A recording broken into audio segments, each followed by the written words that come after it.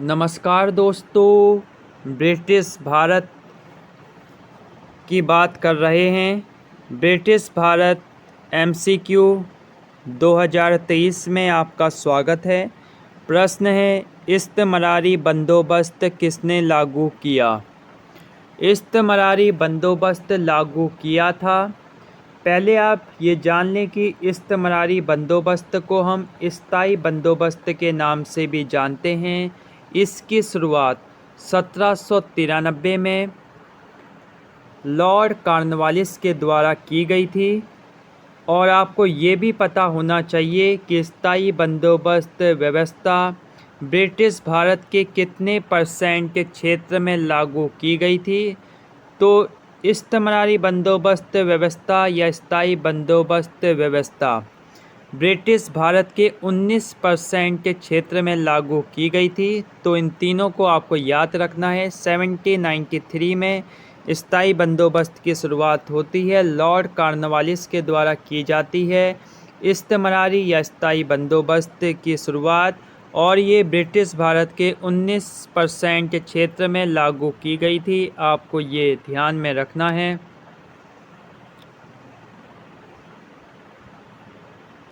प्रश्न है, स्थायी भूमि व्यवस्था में जमींदारों का कितना हिस्सा होता था? तो स्थायी भूमि व्यवस्था में जमींदारों का 1/11वां भाग उन्हें मिलता था। 1/11 भाग या लगान के रूप में जमींदारों को मिलता था, जबकि 10/11 भाग ब्रिटिश सरकार को यहाँ लगान के रूप में मिलता था। याद रखना है। अगर पूछेगा कि स्थायी भूमि व्यवस्था में ब्रिटिश सरकार को कितना भाग मिलता था, तो आंसर होगा 10/11। और अगर पूछेगा स्थायी भूमि व्यवस्था में जमींदारों को लगान के रूप में कितना हिस्सा मिलता था, तो आंसर होगा 1/11। तो याद रखना है। बंगाल तथा बिहार में स्थायी बंदोबस्त किसने आरंभ किया? तो आप सबको पता है, लॉर्ड कॉर्नवालिस ने। स्थायी बंदोबस्त किसके साथ किया गया? तो आप सबको पता है, स्थायी बंदोबस्त किया गया था। बहुत से लोग टिक करेंगे किसान, लेकिन राइट आंसर है जमींदार। ऑप्शन ए यहाँ राइट आंसर होगा।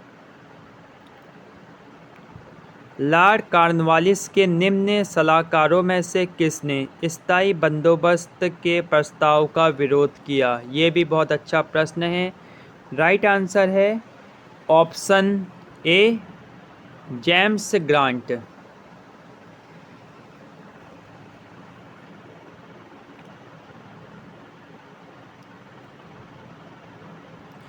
निम्न बंदोबस्तों में से किसमें जमींदार भू राजस्व संग्रह कराने में मध्यस्थ व्यक्ति यानी मिडिलमैन की भूमिका निभाता था?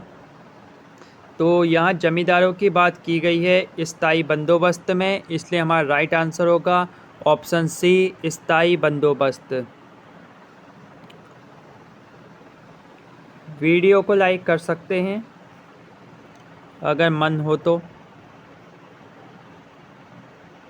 स्थायी भूमि व्यवस्था के बारे में RC दत्त ने क्या कहा है? तो RC दत्त के जो विचार हैं, उन्होंने स्थायी भूमि व्यवस्था का पूर्ण समर्थन किया है। बंगाल में स्थायी बंदोबस्त का विचार सबसे पहले किसने प्रस्तुत किया? तो right answer option C, Philip Francis. Option C है।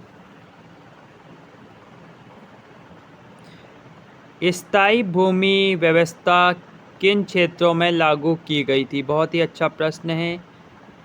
ऑप्शन है संपूर्ण भारत। नहीं, संपूर्ण भारत में कैसे हो जाएगी, क्योंकि ब्रिटिश भारत के केवल 19% क्षेत्र में लागू की गई थी स्थायी भूमि व्यवस्था। स्थायी बंदोबस्त देश के उत्तरी भाग में रॉन्ग, पंजाब को छोड़कर देश के शेष उत्तर क्षेत्र में रॉन्ग।